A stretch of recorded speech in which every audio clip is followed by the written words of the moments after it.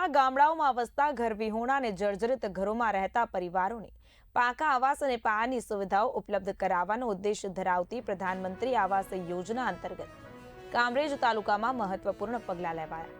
કામરેજના દલપતરામા ભવન ખાતે કામરેજ ધારાસભ્ય અને રાજ્યકક્ષાના શિક્ષણ મંત્રી પ્રફુલ્લ પાનસેરિયાના હસ્તે 1230 આવાસોનું ખાતમુહૂર્ત કરવામાં આવ્યું। આ પ્રસંગે તાલુકાની વિવિધ ગ્રામ પંચાયતોના સરપંચોને મંજૂર થયેલા આવાસોની સંખ્યા સહિત મંજૂરી પત્રક પણ વિતરણ કરવામાં આવ્યા। મંત્રીએ કાર્યક્રમ દરમિયાન સ્પષ્ટ સૂચના આપી કે આવાસ બાંધકામમાં કોઈપણ પ્રકારની ગેરરીતિ સહન કરવામાં આવે નહીં, સાથે જ દરેક લાભાર્થી સુધી યોગ્ય અને ગુણવત્તાસભર રહેઠાણ પહોંચે તે માટે તંત્રએ જવાબદારીથી કાર્ય કરવું જોઈએ। દેશના લોકપ્રિય વડાપ્રધાન આદરણીય નરેન્દ્રભાઈ મોદી સાહેબના જન્મદિવસ પ્રસંગે કાશ્મીરથી કન્યાકુમારી સુધી ગલી ગલીમાં સેવા યજ્ઞ શરૂ થયા છે।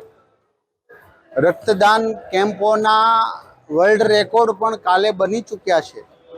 ત્યારે કામરેજ વિધાનસભામાં તમામ ગામોમાં કુલ 1240 નવા આવાસ યોજનાના કામો આજે મંજૂર કરી એ ગરીબ ઝૂંપડું દૂર થશે અને નવું પાકું મકાન બનશે। આ અમારા જન્મદિવસની ખુશી છે।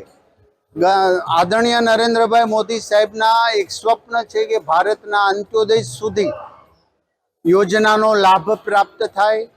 અમારી આખી ટીમ કામરેજ દ્વારા આ કામગીરી પાર પાડીને 2600 આવાસ યોજનાઓ 2600 આવાસ અમે લોકાર્પણ કર્યા છે અને 1240 આવાસોના આજે અમે એમને બનાવવાની મંજૂરી આપી છે।